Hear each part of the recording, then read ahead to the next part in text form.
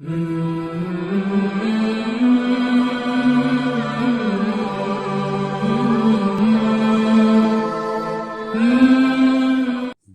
اور بصیرت میں کیا فرق ہے؟ بصارت میں حواس خمسہ کام کرتے ہیں، لیکن بصیرت کے لیے کون سے حواس کام کرتے ہیں؟ بصارت کہتے ہیں آنکھوں سے دیکھنے کو، ان آنکھوں سے دیکھنے کو۔ اس کا پہلا کام یہ ہے کہ جو مادی چیزیں ہیں وہ آپ مادی آنکھ سے دیکھ سکتے ہیں۔ قرآن نے اسی لیے کہا کہ ان آنکھوں سے تم اللہ کو نہیں دیکھ سکتے، کیونکہ اللہ مادی چیز نہیں ہے، اللہ مادہ نہیں ہے۔ آپ نے اگر اللہ کو دیکھنا ہے تو وہ بصیرت سے دیکھنا پڑے گا۔ اب بصارت جو ہے وہ انٹائرلی صرف آنکھوں سے دیکھنے کو کہتے ہیں، جو یہ مادی آنکھیں ہیں ان سے صرف مادہ دکھتا ہے۔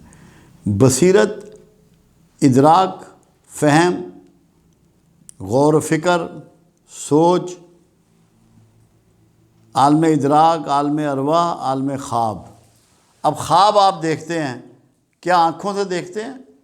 خواب تو اندھا بھی دیکھتا ہے، آنکھوں کا تو خواب کے دیکھنے میں استعمال ہی نہیں ہے۔ مگر جہاں تک حواس کا تعلق ہے، الگ سے کوئی حواس نہیں ہے، یہی حواس آپ کے کام آتے ہیں، یہی دل کام آتا ہے، یہی دماغ کام آتا ہے۔ صرف آپ کی آنکھیں اور کان وغیرہ یہ اعضاء استعمال نہیں ہو رہے ہوتے۔ جو آپ اس میں آواز سنتے ہیں وہ بھی آپ کے خیال میں ہوتی ہے، جو چیزیں دیکھتے ہیں وہ بھی آپ کے خیال میں ہوتی ہیں، جو محسوس کرتے ہیں وہ بھی آپ کے خیال میں ہوتی ہیں۔ ان کو بصیرت کہا جاتا ہے۔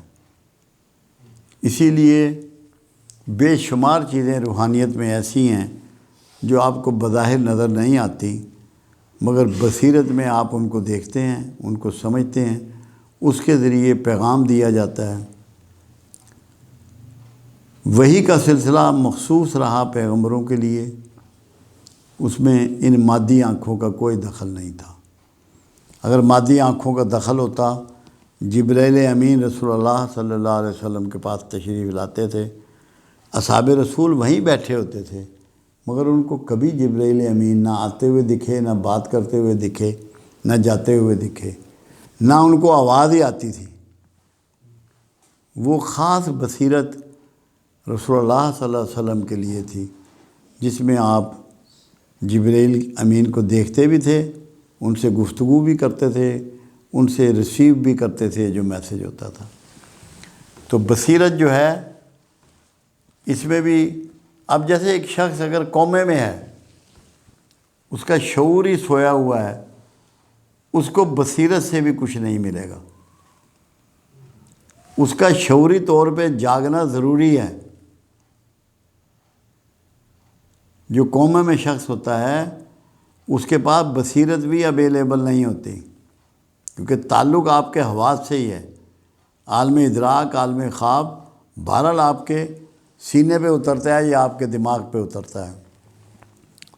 تو یہ بات ذہن میں رکھیں کہ بصارت اور بصیرت میں فرق ہے۔